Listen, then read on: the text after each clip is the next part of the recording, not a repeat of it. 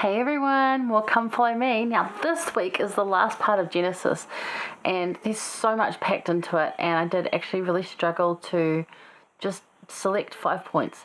So hopefully something this week's gonna just get you thinking about something. But honestly, if you're reading through this and even last week's, there are so many questions that are coming up on like the forums and the pages that I follow. Some of them applicable, some of them really not. Some of them are just kind of, I don't know, contentious. But if you have any of these questions and you want to know the answers, make sure you write them down. Write your questions down. You can certainly ask me. There's people you can ask. Some of them are easily answered. Some of them we really just don't know about. And while it's interesting to speculate, remember what we take from Come Follow Me and what we focus on here is our salvation and helping us now, because we're not so concerned with the little details of what happened back there. We learn from it, and remember, we take the good and leave the rest, knowing that one day we're going to know exactly why, or we're going to know more about it and have a better understanding. And as we focus on Christ and learn these things, our understanding will grow in anyway, just a natural process of it.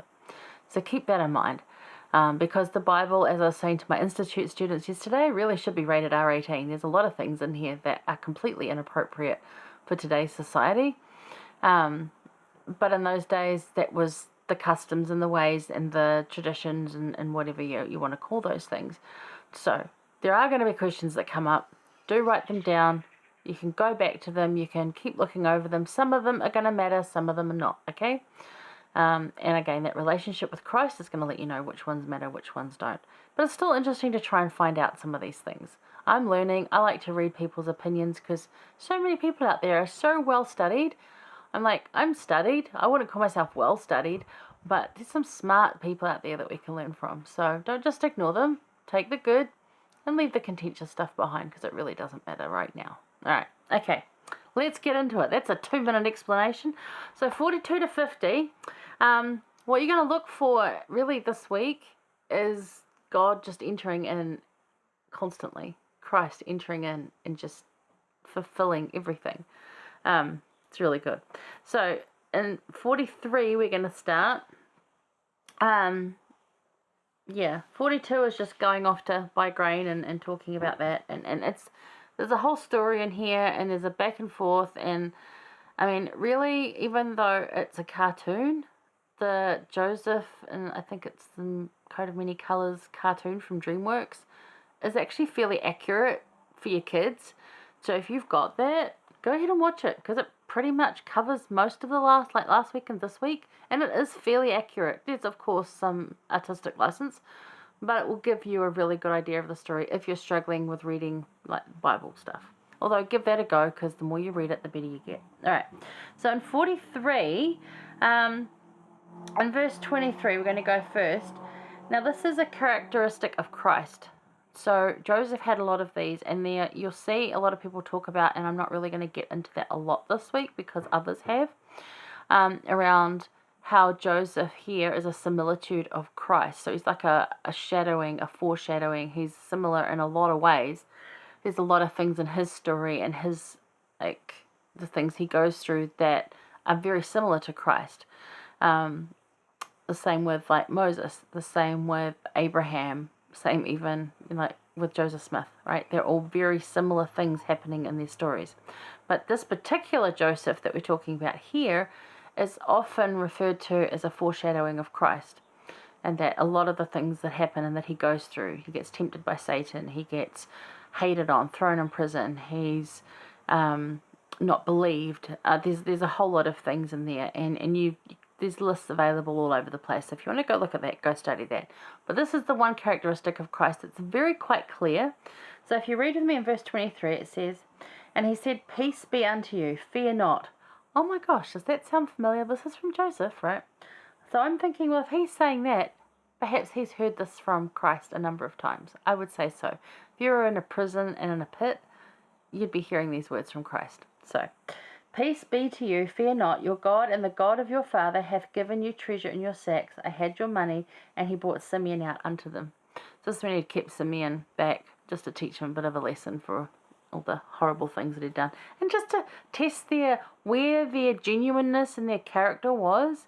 How were they these days? Were they still the same icky brothers that threw him in a pit and sold him off as a slave?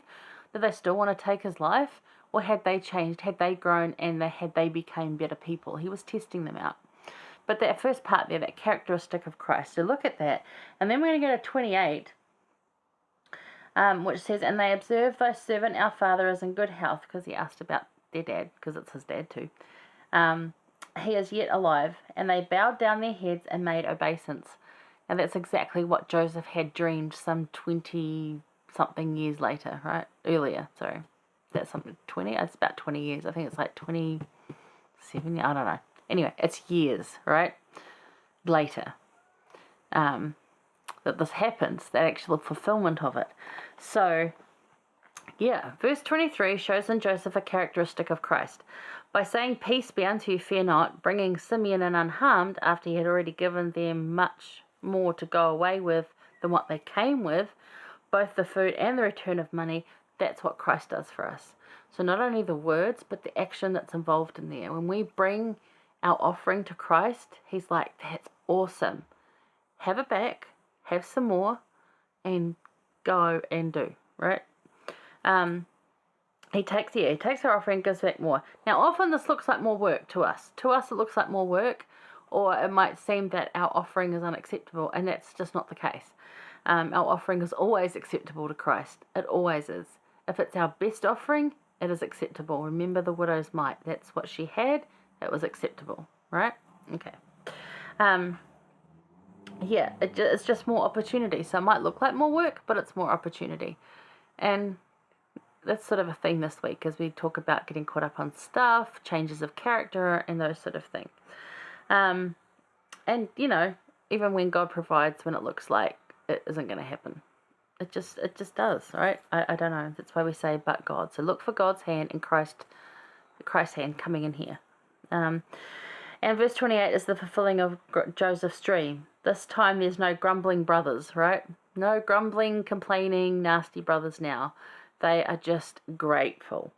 They are simply grateful. Gratitude makes all the difference to them. They have changed, even though they're not perfect, and we don't expect anyone to be perfect, but they had changed, and Joseph could see that. And we see that more too in Judah's character in a couple of chapters on. We can really see that his whole way of being has changed from the experience he had with Tamar that we talked about last week. So the quote that I've got from this is from Elder Uchtdorf. It said, the lessons we learn from patience will cultivate our character, lift our lives, and heighten our happiness.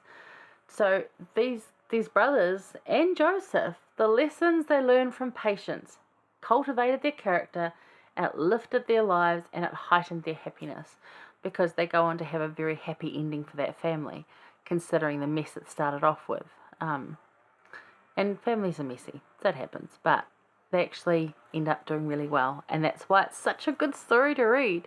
It's so cool how all of them just end up together at the end, happy, for many, many years under that particular righteous Pharaoh. Remember, Pharaohs change over the decades depending where they came from. This one was supposedly from the house, I think it's Hyksos, or it's Hyk, I don't even know how to say it. But to think that, you know, because some of us are descended from these people, that we're Egyptian. It's kind of cool, really, right? But anyway, so that's the starting. We're going to go look at Judah's change of character, because that's a good one too. So I'll see you over in Genesis 44. See you there.